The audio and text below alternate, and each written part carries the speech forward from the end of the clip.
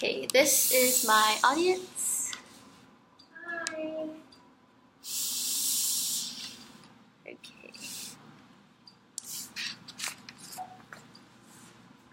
Okay. My name is Lubna Ali. Today is July 22nd, and this is my persuasive speech. Homework is a drag. Everyone can agree.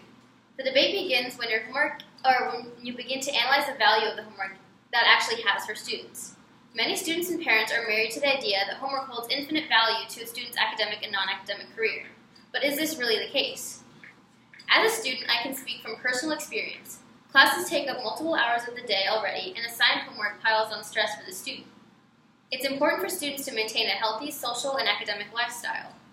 But it's getting more and more difficult for them to do so because of the amount of homework they're being assigned.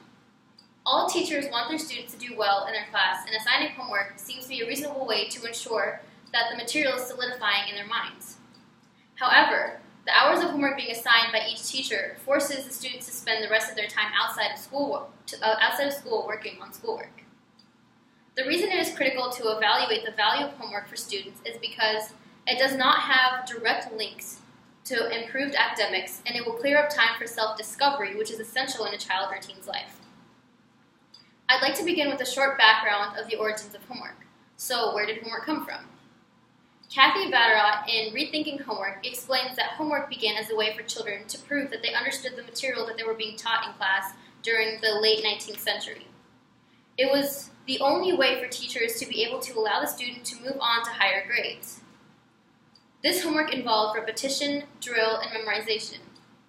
Soon, medical professionals started blaming health issues on homework and prescribed more outdoors time as medicine. This began the anti-homework movement, which didn't live long. Again, in Rethinking Homework, Kathy Vatterott points out that the nation's fluctuation of pro-homework and anti-homework movements ended with the pro-homework movement because the U.S. was trying to compete with other nations in terms of student achievement. People were thinking that we were losing the Cold War because Russian children were achieving more academically. This caused an increase in homework loads across the nation, and it has stayed that way ever since. Homework was increased in schools nationwide as a solution to feeling threatened by other countries, but did it really put us ahead? So if you look at this first picture, it shows just the basics of student achievement in many different countries. The first is in China, and as you can see, the United States are all the way down here, so we aren't even in the top of the competitors. So this moves me to my next point. Is homework actually proven to hold academic value? In 2006, Harris Cooper performed a study on homework and found a positive correlation between more homework and better academic scores, especially for older students. There was a weaker correlation between homework and academic achievement for younger students.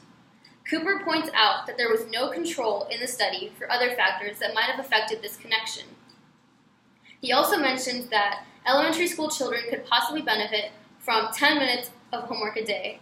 Middle school students can take half an hour to an hour of homework a day, and high school students could do 30 minutes of homework from each class that they take. This, however, is not what's happening in our school systems. So in the second picture, this shows a survey of how much time students spend doing homework after school. And as you can see, the more time they spend doing homework, the less and less better grades that they achieve. And the best scores come from about doing 30 minutes. But most of the students are actually doing an hour or more homework. Alfie Kahn in The Homework Myth acknowledges that there is almost always another explanation for the positive correlation between more homework or spending more time on homework and better test scores. It is possible that teachers assign more homework to students who are doing better, or some students study for longer periods of time than other students. Even the background of the students should be taken into account.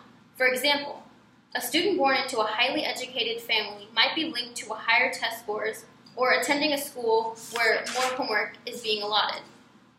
Kahn stresses that it would be incorrect to declare that homework is responsible for higher academic success. Not only does homework have an effect on a student's academic achievements, but it can also affect their mental and physical well-being, which is my next point. Clifton Parker's article called Stanford Research Shows Pitfalls of Homework describes a Stanford researcher who found that students who spend a lot of time studying are actually negatively affected mentally and physically. These high school students were found to spend 3.1 hours of homework every night.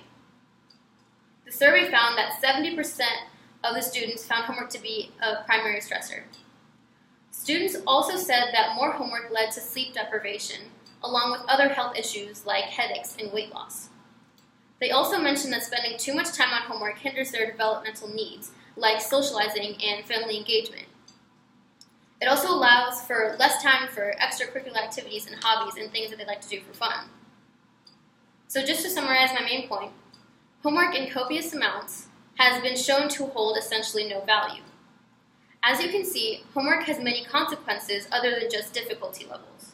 We are all conditioned to believe that homework is ideal and will help students in all aspects of their lives. But with further investigation, it is clear that homework may actually be hindering students' development. It's important to evaluate the benefits of homework because there has been a significant amount of research pointing to the idea that it does not really provide the benefits that we have been taught to believe. This way, we can find a balance that optimizes results for all the students.